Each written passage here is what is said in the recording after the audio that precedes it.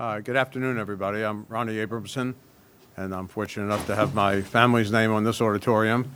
Just a quick introduction. So about 10 years ago, as NYU was building this global network university, a campus on every continent, the idea came about that there should also be a campus in Washington, D.C., and after about 10 years, we finally got it together, and there are over 100 students studying here, living here, being educated here, and it's really turned out terrifically. It's led by two people in the second row, Michael Ulrich and Tom McIntyre, do a fabulous job. Today's also a double header. At 9:30, we had 55 law students who are pursuing a career in international law with an emphasis on human rights, and that was pretty amazing. 11 different law schools, including NYU. So recently I was in Amsterdam, and I had the privilege to go to the BIM House and hear Joe Lovano play, and through the courtesy of Dave Schroeder, who's head of the NYU Jazz program, I went backstage and met Mr. Lovano, and it was pretty amazing. And then I noticed that Joe Lovano was playing last night and tonight at the Kennedy Center, 4 different shows, which I'm proud to say are basically sold out. So I had this idea that since NYU is NYU DC is a kind of a humanities focus, that we would have an interview here between Dave Schroeder, who's head of the jazz program, who does interviews all over the world, and Joe Lovano would be interviewed, and he's also going to play, which is really special. So you're in for a great treat, and thanks for coming. And so this is the way it's going to work. So Joe's going to come out and play, and then Joe and Dave are going to interview each other. Thank you very much.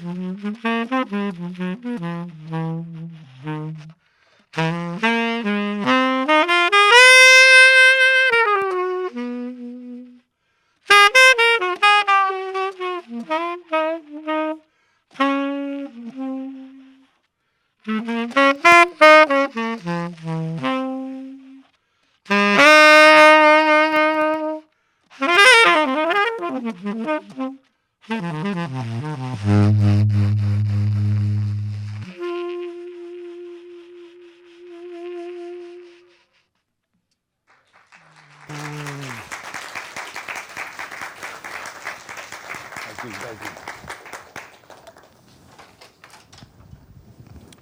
Now, please welcome Mr. Dave Schroeder. Thanks. Dr. Dave Schroeder. Okay. You gonna set that there? Yeah. All right.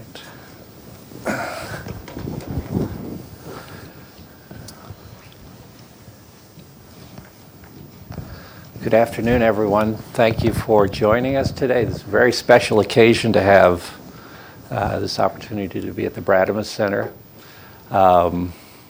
We've done this a lot. I've known Joe Lovano for probably about 30 years now. Yeah, in the Right. And- mid-'80s, I guess. Right. I Yeah. started off as a fan of his playing and eventually became one of his students. Followed him around all of his gigs around New York City for years and years and years. And then something happened that doesn't usually happen. I actually became the director of jazz studies, and I hired Joe, and now he works for me. So that doesn't happen that often. I was on the adjunct faculty at NYU in New York from 1983. And I guess somewhere around 1986 or 7 Yep. or so, Dave was a doctoral student at NYU playing saxophone. And that's when we first really met and started working together in a certain way and started this amazing relationship that has really grown, and it's been wonderful through the years. Now, I created a series that allows a discussion to happen between musicians and audiences that doesn't normally happen in the real world.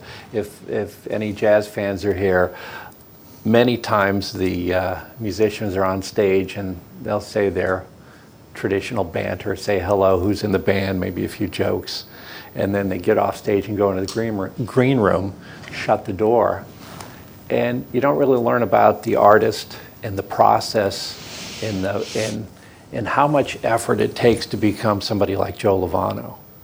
So that's what we're going to talk about today, and I will say that I've probably interviewed you more than anybody. Yeah. Wow. This is our 4th interview. So I'm going to try to cover some areas that maybe we haven't covered in the past, that since we're in Washington, D.C., I think we need to talk about the democracy of jazz and how, jazz is a business, and everything that you do and the way that you communicate into a group has like a lot of political implications. Well, it's a social world we live in, and as musicians, we are a part of the society and humanity of the planet, and our music has direction from your life, My band that I'm presenting here at the Kennedy Center is a great example of this democratic approach about sharing the space together and leading and following. And I call it my Village Rhythms Band. And it's inspired by my travels around the world, playing in Asia and playing in the Middle East and playing in Africa and playing all over Europe and South America and North America. You encounter so many people. You embrace all cultures, and you feed off of the energy of wherever you go, the history of where you go, as well as the present moment of now, which is the moment that is always happening in the music, It's about your interpretations of how you feel about where you are and the people you meet, And the way you share the stage in this democratic way is all about jazz music and music from the United States, My band my Village Rhythms band. I have a great percussionist, Abdou Mbouk from Senegal. Otis Brown III is playing drums. He's from Newark, New Jersey. You know, Michael Olatunja on electric bass. Grew up in the UK, but has family roots from Nigeria. Liberty Ellman on guitars from around the New York area, and also grew up in California and different places in the States. Tim Hagens on trumpet. Is one of the most amazing trumpet players today on the scene. You know, he's from like the Cincinnati area in Ohio. And Judy Silvano, voice and chant, vocalese style. She's from Philadelphia, you know. I'm originally from Cleveland, Ohio, and grew up in an amazing family of musicians, and was really captured by my dad, who played tenor and was one of the leading saxophone players around the Cleveland, Ohio area. He was born in 1925 and grew up in the swing and bebop, modern jazz, free jazz eras. Had an amazing record collection. And when I was a kid, I heard him play and practice, and his sound would just vibrate the house when he tried to read or, you know, was practicing, you know, in the basement, you know, in our basement of our house. And I grew up learning from all the musicians in his life, you know, which was a very multicultural world, you know. I learned really early on about this multicultural approach and concept about music, especially in jazz, you know. Multi-generations and this multicultural embrace fueled my whole life as a player, you know. And through the years, that experience keeps developing and growing. And into this present moment of now with my Village Rhythms band, it really, I'm starting to really be able to execute ideas and have an ensemble that is inspired by the international traveling that we do. A lot of the original compositions I wrote for this group started a tour I did in the early 80s. I went to Lagos, Nigeria, and played a festival there, a music festival, and met Fela Kuti, who was a saxophonist and musician and a very strong, incredible individual, and with a lot of political views in his music, you know, about the state of affairs in his life, you know. But he studied in London at the British Conservatory of Music, also lived in LA. He grew up, he was born in the late 30s, and grew up listening to John Coltrane and James Brown and Sly and the Family Stone and Miles Davis. So his music had influences from some of the masters in American music, you know, and with his roots in his native land and feelings, had an amazing mix of energy and ideas, right? And I turned 29 on the 29th of December when I was on that trip, and met Fela and went to a venue that he started. It was called a Shrine, and it was a community center as well as a performance space. And I was really inspired by that trip and meeting him and being in the room with a congregation of musicians. He had many wives. They were all vocalizing and dancing in the room. He had a large ensemble with brass and woodwinds and rhythm section and some guitars and things, but doubles, like 2 trumpets, two tenors, 2 baritones, 2 altos, 2 trombones, 2 guitar players, 2 drummers, It was an amazing sound. A congregation, I like to call it, of musicians, And we always feel the congregation in the church, here in the States. And my ensemble has this kind of energy and conception in its root. So I have guitar, bass, which are the strings. I have drums and percussion, talking drum and kora, which is also a part of the strings sound. I have voice and chant. I have brass and woodwinds. So we play and share the stage together in a real family presentation of the music. And I'm really excited about presenting this band, especially here in Washington, D.C. at the Kennedy Center. So, that's what this music is about. It's about your personal roots. Where you've traveled in your life comes through in your music. It's like Duke Ellington, who was from Washington, D.C. Throughout his whole career, everything he did was a reflection of who he was and where he traveled and what he experienced. And his music, through the generations, has fueled everyone's imaginations and given us all the foundations to try to be yourself, in your music. This piece I just played was an original composition of mine I call "I'm All For You," and it's based on the very beautiful song "Body and Soul."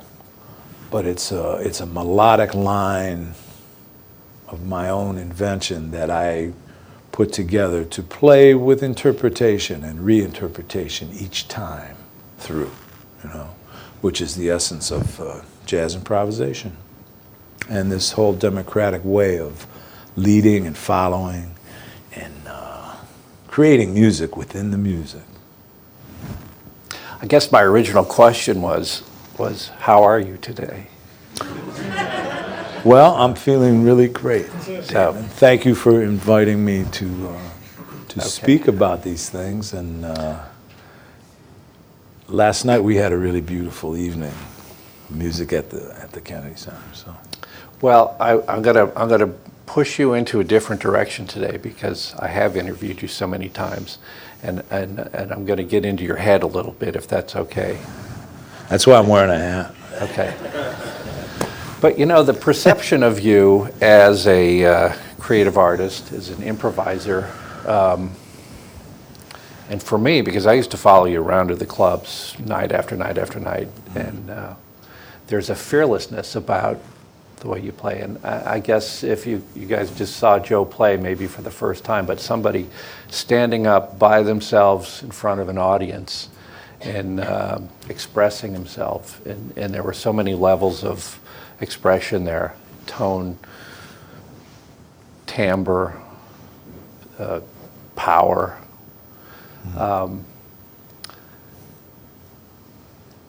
If we transfer this to the concept of business, and you're the director of a company, or you're the head of a political party or whatever, it's the same thing. People are going to follow you because you pervade these attitudes, this emotion, this strength, and it's different for different musicians. And we see all these levels of artists trying to pursue their craft that may be lacking in certain areas. They're not confident, or they haven't practiced enough to be able to stand up in front of an audience and express themselves as powerfully as they'd like to. And I know for you, as long as I've seen you, you actually used to scare me on stage because there was so much power, there was so much energy coming out of your horn. And is there any way you can describe that? Well, I mean, it's all about trust and the truth. to play your instrument, I mean, you have to feel confidence in the execution of your ideas. You know, you're creating new ideas all the time from not only what you just played and your approach inside the elements of the music, the rhythm, the harmonic structure you're in, you know, the melodic sequence that happens in a melody, you know, the harmonic rhythmic tapestry of how you feel. The more you play, the more you practice, let's say, but it's the way you live, you know, and to develop an approach inside the music is the key element to sound. You know, the sound isn't just the tone you get on your instrument, it's like your approach. So in business or in your life, it's like your approach of how you deal with people, the honesty behind who you are, you know, and your personal experiences come through in in the wisdom and knowledge that you retain as a person, you know, and to play music, you know, I mean, in the heat of the music, you're not playing alone. You're playing with a drummer that's like where he's been in his life and his energy. You're playing with a piano player who studies and plays the piano with this harmonic, amazing approach, you know. You've heard me in some amazing bands with everyone on stage was sharing the space with equal weight and contributing to the overall music. Now, as a soloist and as the horn player, as the lead player, let's say, with themes and the direction of the music, you have to have this kind of intensity that doesn't just mean aggressiveness, you know, the intensity of listening and having trust and leading and following. And that's about what it's all about in your life, how you get along with people, you know? Let me throw an abstract idea out to you. If you were a tightrope walker, you're up there alone, holding a pole, walking across this tightrope. But would you be a tightrope walker with or without a net? What does that mean? It's like with a net, you say, oh yeah, I can. You could fall whether there's a net there or not. Man, that net might not do the trick. But the net guarantees that you can take certain risks without, because I know Wayne Shorter came out with a record without a net. Mm-hmm. But that's the concept. It's like, how much risk are you taking when you perform? And the risk is like emotional. You know, how far can I stretch my band and stretch this? Because it's a conversation. And how far will the audience go with me? Well, you know, I think like you play with the confidence that you don't need a net. So you don't even think if there's a net there or not. You know, and Wayne's recording without a net also had a tune called Zero Gravity, you know, where you're free. You're not shackled, you know. You're not like held back, you know. But how do you? One time hanging out with Wayne Shorter and playing with him and doing a few little things I've done with him. We were at a dinner one time and he said, "Don't let the gatekeepers hold you back." Okay. Now, he was talking about business people. He was also talking about in musical settings, certain leaders, you know, that you might work for that want to control your contribution to the music, you know. Wayne is such an expressive, amazing improviser and has led a life with those non-limitations, you know. And it's very inspiring to to be around, you know.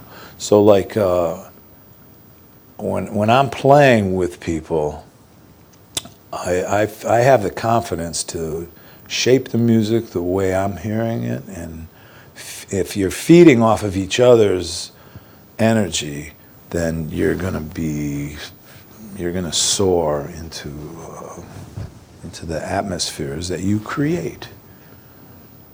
You know. Now, if you play with like, if you're a patternistic kind of player and you only play what you practiced, you're not really improvising.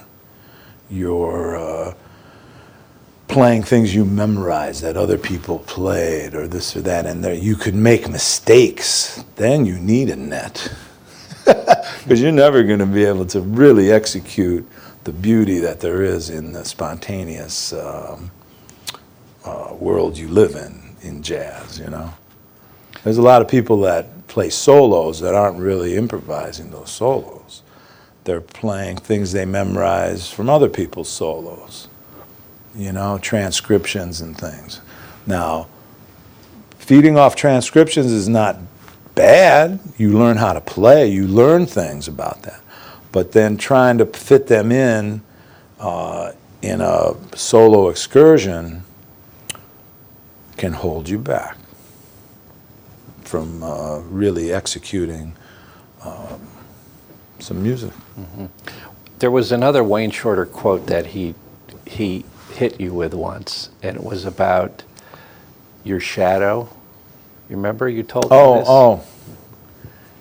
Yeah, we played, I was with John Scofield, actually. We were playing a concert in Germany, and Wayne's quartet played. Then we followed. We played the next set on this festival. And him and his band went to the green room and were having dinner and watched our set on a big screen. So we played, and we had a beautiful set. Our band that time was called Sko Lo Ho Fo. And it had Dave Holland on bass and Al Foster on drums, which created that name of the group, you know. And we came into the green room, and they were finishing their dinner, and we came and we sat, you know. And Wayne looked at me and he said, "You don't follow shadows, shadows follow you." And I think he was trying to tell me that I sounded like myself, that I didn't sound like other people that he had heard, you know. And it was a beautiful moment for me to realize that Wayne was in my audience all of a sudden. Because as a musician, as a developing player through the years, from a kid on, you know, you're in the audience. When you're listening to records, when you go to hear people live, you know, you're in the audience for a long time. And then at a certain point, if you're real serious and you have the love and the passion to follow through and be involved in the whole art of creating music and improvising and things, all of a sudden those same people that you were in the audience for are in your audience. And that moment is a real incredible moment. Mm-hmm. You know, and that happens to everybody if you're a player, you know, on the scene. Mm-hmm. That's inspiring. You know? There's a famous author named Malcolm Gladwell that claims to master anything, you have to work at it, practice for at least 10,000 hours. And you probably hit 10,000 hour mark when you were about 4. Well, no. Because his father was a saxophone player. There's a photograph of Joe in the crib with a saxophone. So, but let's just talk about this. I wasn't in a crib. I was actually on my their bed, you know, with my mom. My dad took the picture. Okay. He put an alto there. He said, "Oh yeah, okay." But anyway, you know, you don't. I had instruments as a kid. I mean, I really got serious about it maybe 11, 12 years old, but from 5 and 6, I had instruments, and my dad showed me how to put a reed on the mouthpiece and just toot notes, showed me the fingering. I started to comprehend the relationship, on the instrument,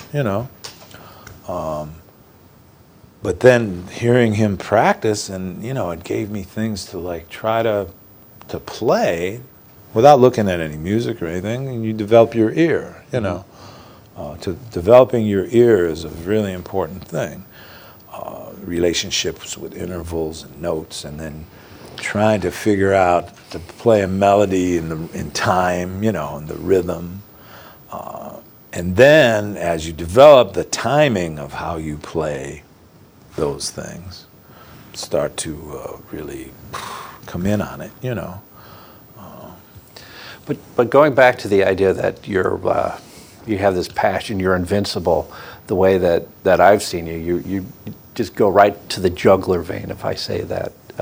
Well, you kind of have to. If you come up and you sit in and play with musicians that are way beyond where you are, Like when I was 15 and 16, and I would go and sit in with my dad's groups, the organ player or the drummer, who had been playing for 30 years already. I'm playing 5 or something, but I'm trying to learn these tunes, I didn't want, when I walked in the room with my horn, I didn't want them, or I took my horn out, I didn't want them to put their fingers in their ears,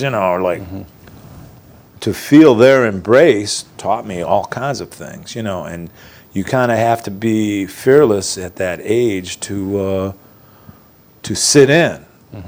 And but not only fearless, you have to feel a confidence and to know the music. Know the context. Yeah, I didn't try to play on things that I wasn't already hearing. And sometimes everybody throws you curveballs. Might change the key, might do this, and you're on a testing ground all the time, just like in your life. You're on a testing ground all the time about communication and people checking you out to see where you're at, right? And so I was really fortunate at a young age to kind of go through that. And then by the time you heard me, I was way into it, and could play things beyond where I was. It's like this young player, Joey Alexander. People have heard him. This 12-year-old, incredible young pianist. He was on 60 Minutes. He was nominated for 2 Grammys this just now. Fortunately, he didn't win because I was on one of the winning Grammy records with John Scofield, past present. He was in that category, But anyway, he's channeling some music and some things way beyond his years and his experiences. But he's a listener. He's been listening to all kinds of stuff, and he has some beautiful gifts to be able to play like that at that age. What's interesting with Joe Alexander, it's like I've just started getting some students coming to my program from Jakarta, where Joey's from. Right. And they sound great. So there's something going on there. There's somebody there maybe mentoring, maybe opening up some new worlds for them. Well, we encounter so many players from around the world today. I'd say some of the Israeli students that I've encountered have been at an amazing high level of execution on their instruments and just study about the history of jazz and the history of the music. There's music programs going on around the world that are really serious about the art of the music, and it's definitely it's reflective in the young players that we're encountering these days internationally. Years ago, everything was from the States, but now we've been doing workshops and master classes and sharing the blessings around the world, you know. My first encounter with that was in the late 70s. I played with the great Woody Herman Band. And probably one of the first times I played in D.C. was with Woody. And it was the first time I had to address a forum, you know, of students in a workshop type situation. Because with Woody's band, Woody and Stan Kenton were the two leading forces in jazz education at that time in the 70s. And we did a lot of high school and college performances that would include an afternoon of, you know, doing a workshop. And I took part in the rhythm sections workshop. So I played with the rhythm section, and we would play standard songs and talk about the music, talk about playing together, you know. And I was in my early 20s, and it was incredible, man. And that's what really has given me a lot of ideas for what I'm doing today. But I also went to Berklee College of Music in the early 70s after high school. That's where I met John Scofield and Bill Frisell, and all kinds of folks, Kenny Werner, Joey Barron, to name a few. Incredible musicians that today are some of the leading forces in the music, and we play together all the time. But I had a chance to study with Gary Burton and some incredible musicians, Joe Viola and John Laporta, you know, Andy McKee, and certain people that I knew from records, you know, already at that young age. And studying with them, and their approach was always about the music that they were living at the moment and throughout their experiences. And they would bring those pieces of music for us to experience. And that whole foundation for me set me on my way in the directions that I draw from when I teach, you know. Mm-hmm. Okay, I want to draw you back a little bit again. You had told me once that when you first came to New York, you'd walk into a club, some other band is playing, and you've got your saxophone, and the guys on this bandstand would say, "Oh boy, here comes Lovano again." You know, I never told you that. Because he was an active improviser, and you wanted into the scene. So this says something about credibility and opportunity, and who gives you a stamp of approval. Mm-hmm. And you had mentioned playing with Woody Herman, for example. And interesting, if you want to hear Joe, there's a great video of Joe playing giant steps with a tenor player, Frank Tiberi, when you're like 19 years old, and it's pretty frightening. Well, I was 23. Okay. And Frank was one of the most amazing musicians I had stood toe-to-toe with, you know, at that point, you know. But growing up with my dad, I stood toe-to-toe with him as a kid, and he was a powerful player, you know. He didn't play like a wizard. Frank played like a wizard. He didn't have the powerful side to his playing that my dad had. But he played the saxophone like unbelievable, and harmonically he was modulating in all keys, and those are some big lessons, man. There's lessons every time you play, you know. Now, but taking my horn and sitting in and playing with folks was always something that I loved to do.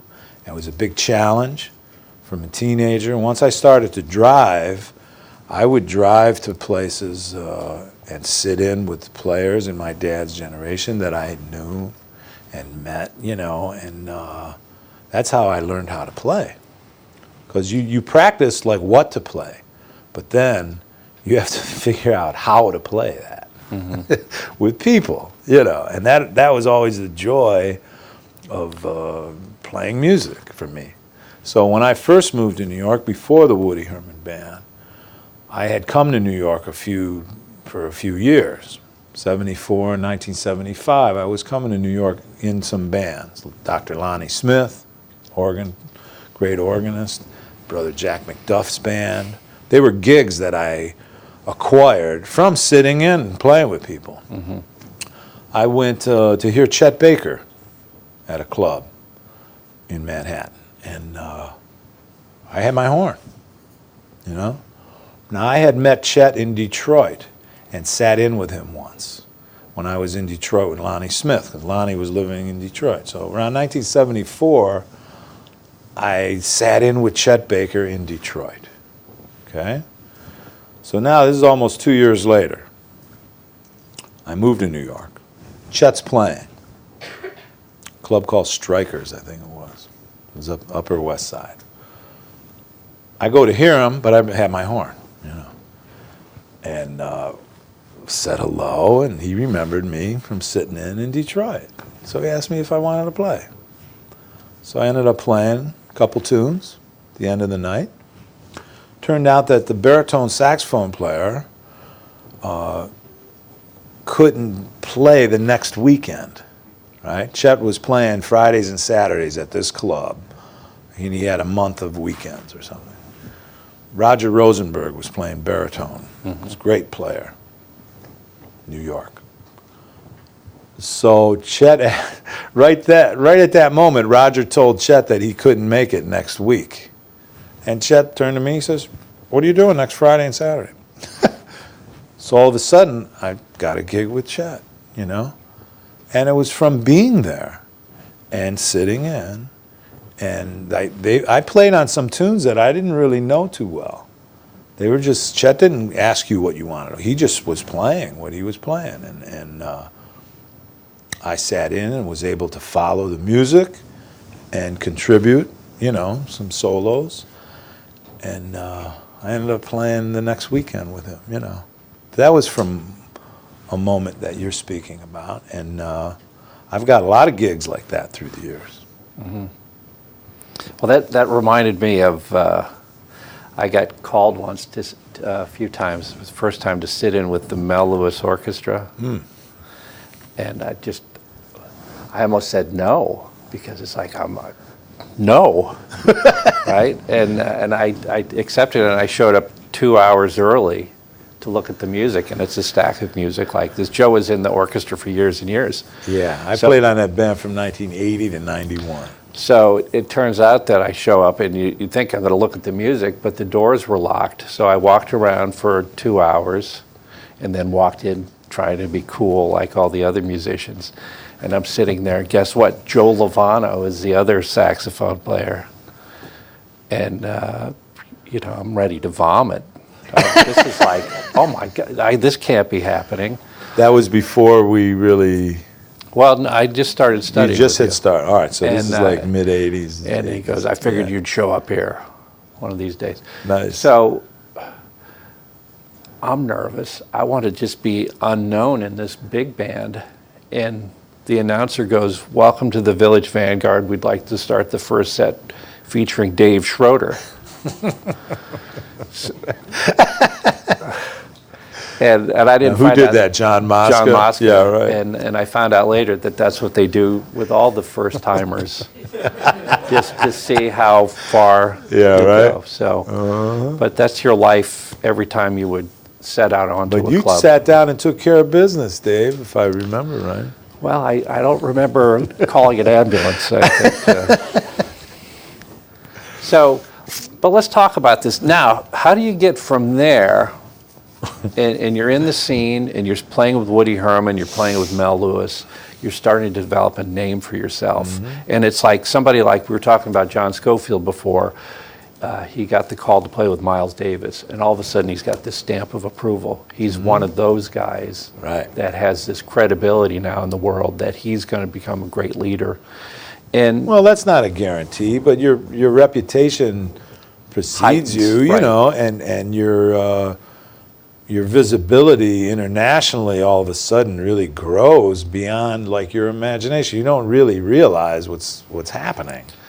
But a gig like that for John to play with Miles, or for me to get the Woody Herman gig and do my first touring in Europe, and all of a sudden today there's these YouTube clips from back then, you know, in that moment of now, that you know, when you check it out, it's like, oh boy, you know, if you're not ready, you don't really realize that something like that would even happen. Mm-hmm. You know, of course, I knew we were doing a radio and television concert. I think that's from Warsaw, from the Jazz Jamboree in Warsaw, which is an amazing festival that had, I don't know, started in the late 60s maybe, you know, in the early 70s. So this is 1977 or so, 78, 77. And all of a sudden now in 2015 and 16, it's like on YouTube. Right. I mean, whoever thought something like that would happen, you know? So like, you know, every time you play, if you're really involved in the music, or whatever you're doing in your life, it has to be about the truth and the passion. And I think it comes through in that, you know. Mm-hmm. I mean, not that crazy about my solo, but I made it and shared the space with the band. And Woody was like totally encouraging and like, yeah. And just the way he says my name, you know, when he announces Frank's and my name, Woody was proud that I was in the band. Mm-hmm. You know, he was that kind of leader. And at that young age, when you play with masters like that, that gives you the confidence to move on. Mm-hmm. And if you have an idea of who you are and you can become a leader, there's a lot of great players that aren't leaders, you know, like that, you know. For John and I both, we have both become leaders because of those experiences and because of our love about sharing the music with folks. You know? Now let's fast forward to 2016. We were just talking backstage. You've been with Blue Note Records for some time. How many records have you put out with them? I first signed with Blue Note Records around 1991 or so, 90, 91. And I've released about 25 recordings as a leader. And this year might be the 26th release.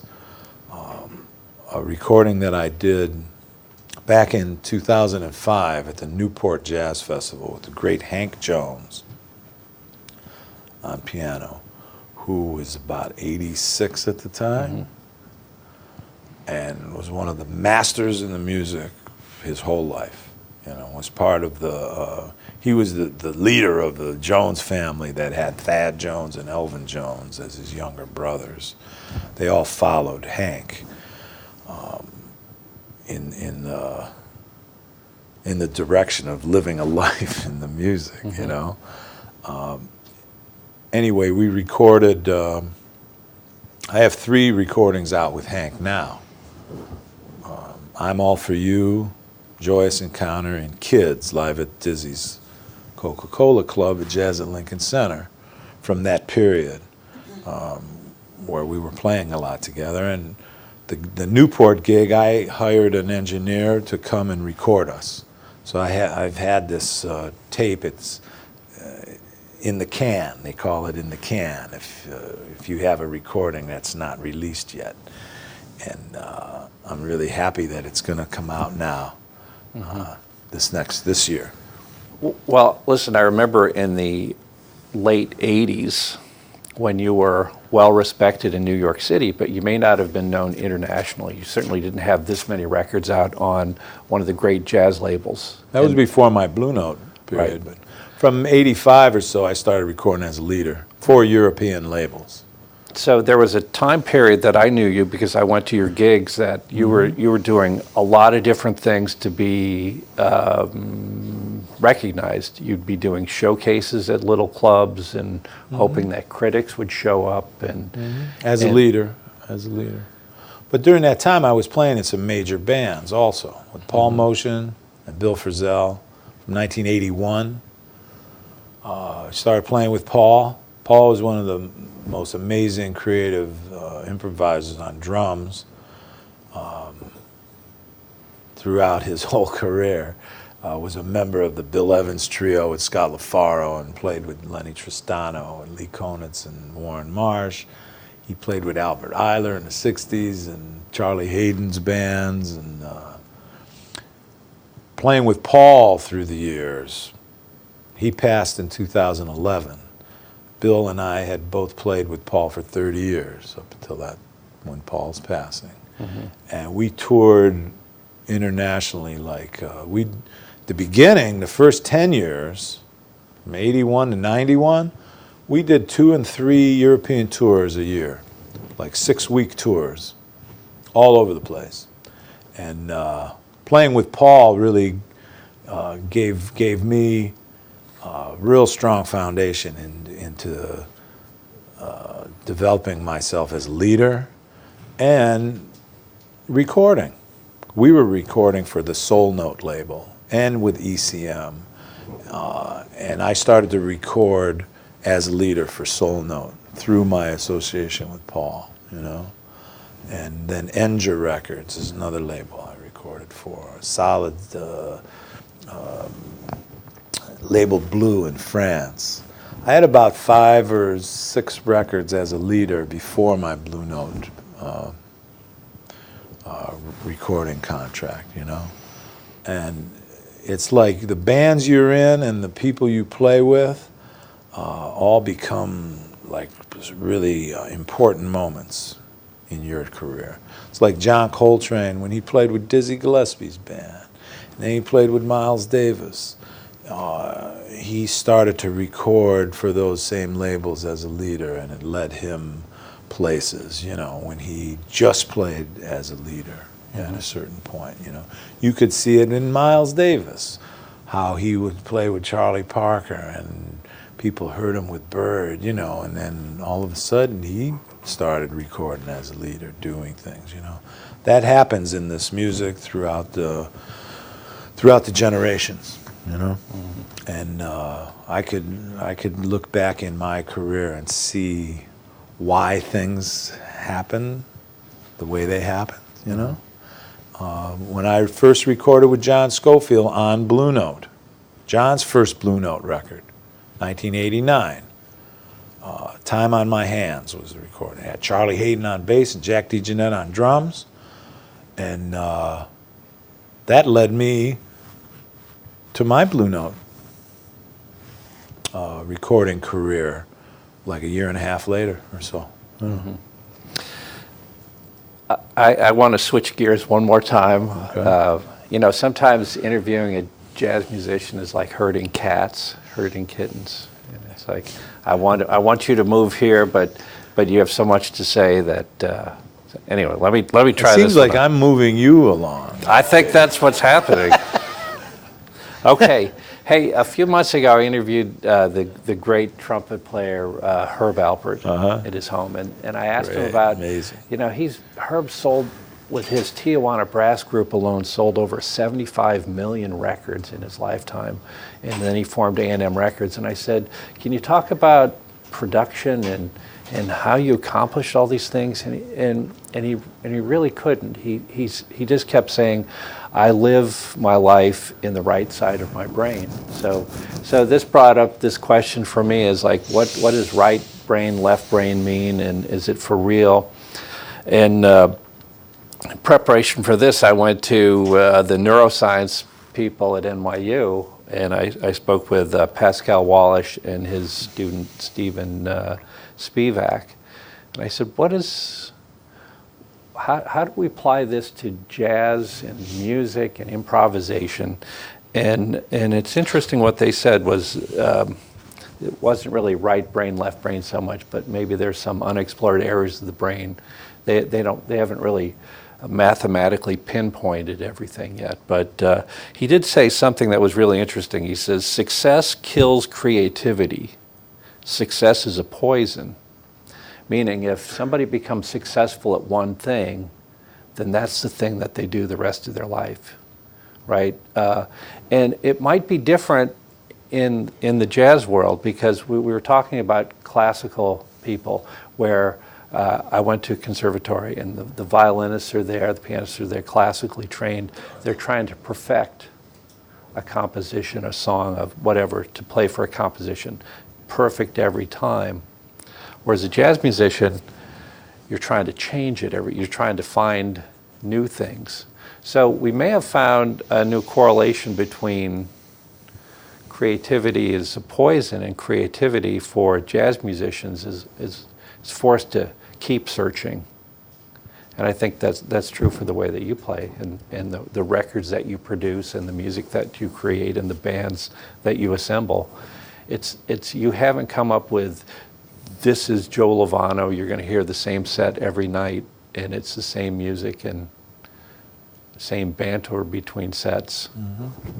How do you explain that? What draws you to continue to pursue other things? Because clearly you've succeeded. Well, yeah, but trying to make it better all the time. You know, I mean, in improvisation, it's about like your interpretations of the moment. You're tapping into how you feel and how the band feels, the different feelings that you can't put into words, you know. But let's I mean, this. and also just the word success. What does that even mean? You know, it could mean how much money you make, or now you could fall into that category of success. But for me, success is like how I could communicate to an audience, how I could communicate within the band, and if it was a successful moment of beauty and expression, then you keep striving for that every time, and it's different every time, because that beauty is going to happen. The tempo might be different. The harmonic sequence might be. You know what I mean? You're involved in a different palette of ideas and energy. You know, if it's unsuccessful, if you run into train wrecks or whatever, you know, then that's another thing. You know, I don't know. That's a hard question Now, to try to define. You know, but if we go, also part of it is about channeling things that are unexplained.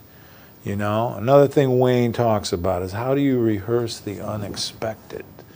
You know, I mean, it's about trying to shape the music in a way that you're challenging everyone to go different directions.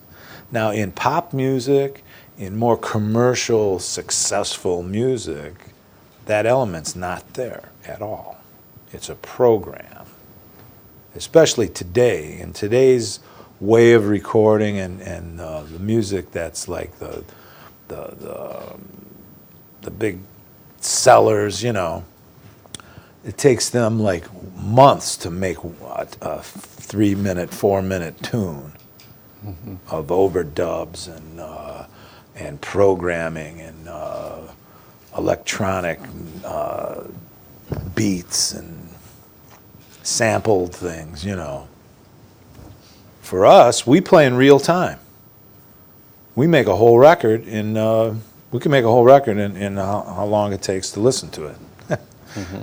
You know, I've been a part of a lot of sessions where there was hardly any second takes, and we pretty much made the date in real time. And that's some of the most magical, successful sessions. And music that is timeless. And it's not going to be categorized, oh yeah, that sounds like 1986 or 1995, you know? So, you know, there's a lot of things you channel as an improviser, as a musician, you know? That's, you can't explain, really. It's the mystery. You know, all right, I think this is going to remain a mystery today because we're running out of time. But this'll gauge our next conversation. Okay. So How about a warm round of applause for Joe Lovano? Oh, thank you, thank you. Excellent. Yeah. Do you want maybe a couple questions? Sure. We have time for a few questions. Oh, okay. We have a microphone up here. We have these two ladies first, and then we'll get to you. Okay, here. And then we'll save just a little bit more time at the end, and maybe Joe will play a little bit more for us.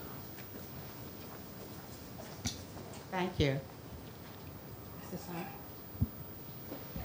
Okay. I really do admire your talent and all of your shared global experiences. I was wondering if you had the opportunity to see Fela with a Broadway play, and if it ran true to the entertainer that you had an opportunity to meet. You know, I didn't see the Broadway show, but I think one of his sons might have been a part of that. I think it was, you know, I'm sure it was put together in a little more of a commercial way at the end of the day, but because he had a pretty tragic life, and it was his whole family, and the situation that was going on back then in Nigeria in the early 80s and the 70s as he was coming up, you know. But just being in the room with him and the music, and it was really powerful. It was amazing. They played like over 3 hours without stopping, you know. And there was a handful of us in the room that we weren't Nigerian, and he was playing, and he saw us out there, and he went off stage at one moment, and the band was playing, you know, other people were soloing and stuff, and he sent someone to bring us to the dressing room, which was behind the stage. So about 5 or 6 of us that were there that night, we all went back and sat with him in his dressing room, and he met us and was saying, oh, and you know, wanted to know about us, who we were. And, we told him we were there to play at this music festival at Tafabaliwa Square, and he welcomed us, and it was a really beautiful moment, you know. But I didn't get a chance to see the show, you know. But I know his son was one of the alto players in the band when I heard them. And cats came to our hotel. We kind of hung out one afternoon with some of the players in his band. And I remember giving reads and having a nice afternoon with some of the folks in the band, you know. Thank you. Okay, we'll be right with you.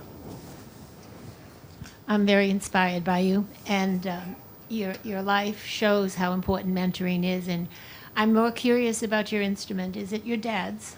You know, this particular horn, my dad did buy this new in the 40s. Okay. It's a Selmer balanced action. And when I was about 15 years old, he bought himself a new Selmer, Mark VI. Around 1965 or 6, somewhere around there.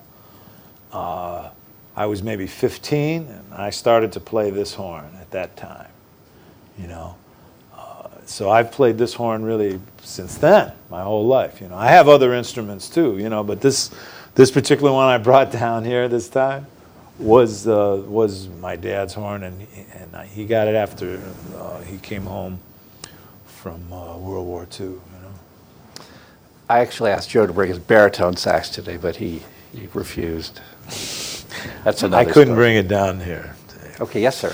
And you continue to explore percussion and drums, and I wonder how much is that a result of your global travels, and what are some of the exotic instruments that you yourself, I think, are performing from time to time? Yeah, thank you for that question. I've been playing drums since I was pretty young also. One time, the drummer that was playing with my dad in the late 50s, he got a new set of drums. And he gave my dad his old set of drums for our house for when they would have some rehearsals, right? So they ended up in my bedroom.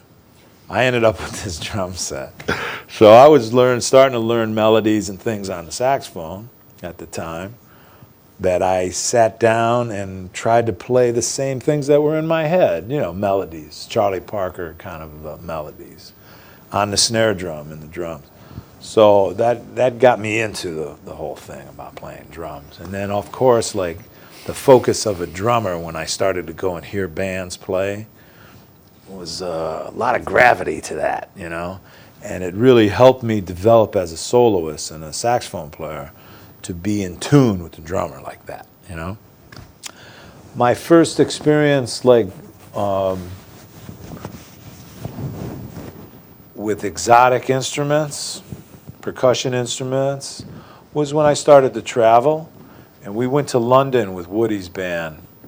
That was one of the first times I went to an Oriental shop there, Rayman's Music in London, that had all these amazing instruments from the Orient, you know, from China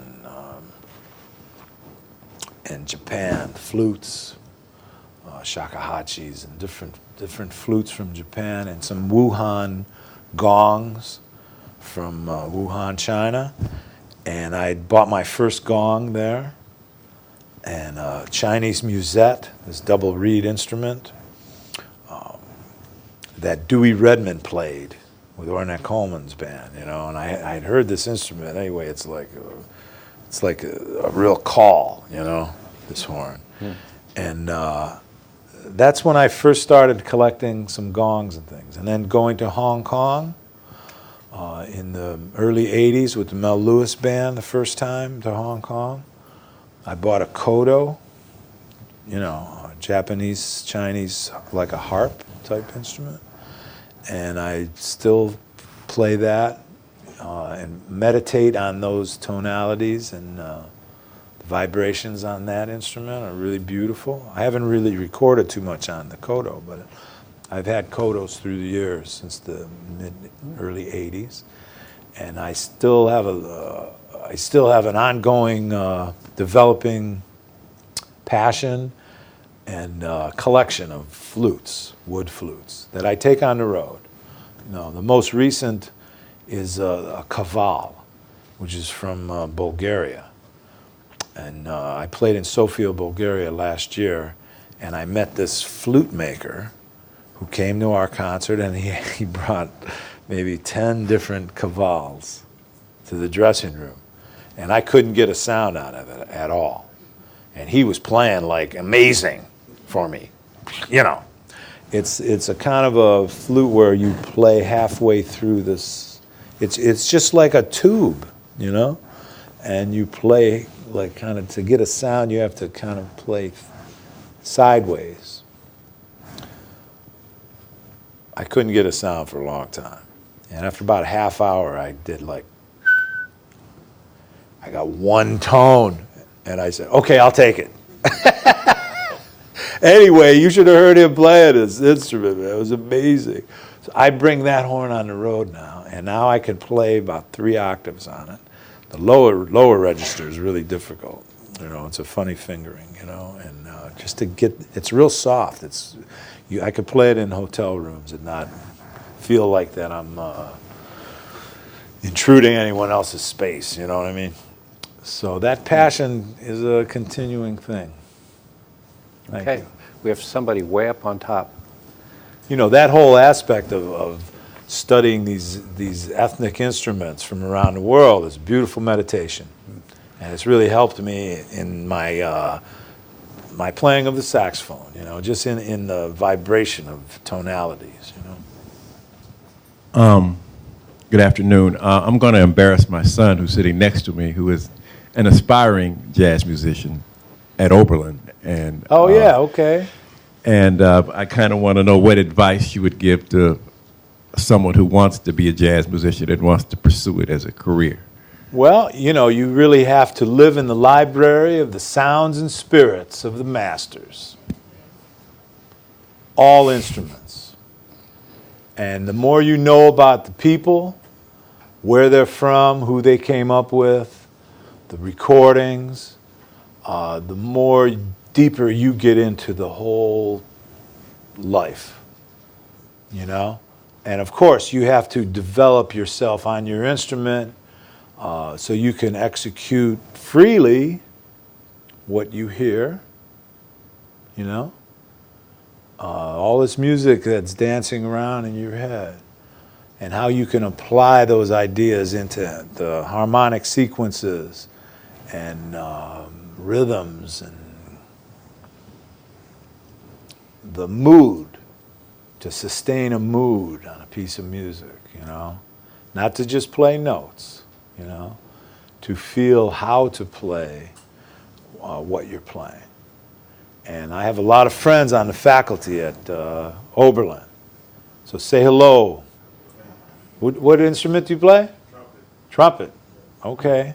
Because Wendell Logan, who was the head of the department there for years, he passed. Wendell was on this trip to Nigeria when I went, and was there that night we spoke about meeting Fela. Wendell Logan and Kenny Davis. You know Kenny Davis? Trumpet player from Cleveland. It was Kenny's band that I was in when we went to Nigeria. And that whole thing happened like crazy. We played a New Year's Eve gig in Cleveland at a club called the Togo Suite. Okay, you know the Togo Suite? All right, so I'm in New York. I'm going to come home for the holidays. This is about 1979 or something. 80. Kenny calls me, says, hey man, we got this gig at the Togo Suite. You want to make it? Solid. So I play. Some young man comes up to us. He's from Nigeria. He married a lady from Cleveland. He was there for the holidays to meet her family and stuff. He comes up to us on a break and says, oh, wow, I love the band. Would you guys like to come to Lagos, Nigeria? You know, so Kenny, like we were all standing there. Kenny says, yeah, you know. A year later, Kenny calls me in New York. He says, man, remember this cat who came up to us? It's happening. We had to get shots and go through all this stuff, right? They guaranteed us the certain money that never happened. But the trip was paid for. They sent the tickets, and the whole thing happened. But that was with Wendell and KD. Oh, wow, okay. You know, but definitely the library of the sounds and spirits, that's what it's all about. So, and that library goes right up to this moment of now. Not just like the early periods. You have to see how the music's developed and how people have influenced each other through the years to be who they are. okay, so I think we're running out of time here, unfortunately. So we'll. Yeah, I have a set at 7 o'clock. Right? But I just want to say one thing. It's like this whole concept for this interview series came about with Joe and my other faculty. They would come in every week and sit in my office, and we'd have this conversation. And I said, why can't this be shared with everybody who's interested? So I hope you guys enjoy this. And thank you, Dave. And would you grace us for one more piece? Okay. Okay, the great Joe Lovano, everybody.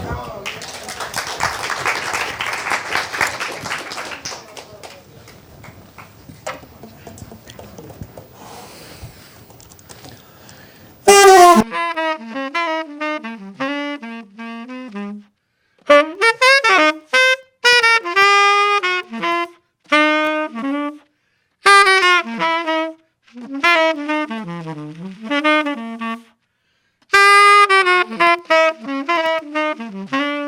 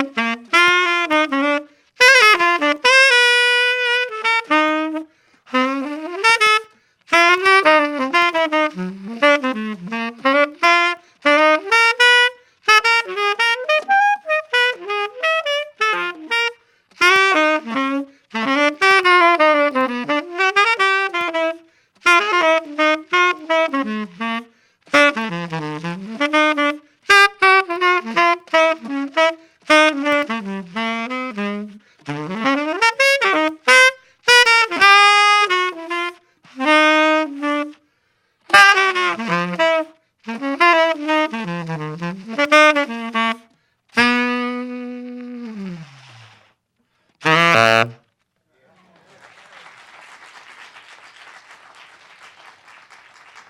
you. Joe Lovano, Joe Lovano. Standing ovation. Thanks so much. Hey, I believe there's a short reception outside, so we'll see you in a couple minutes.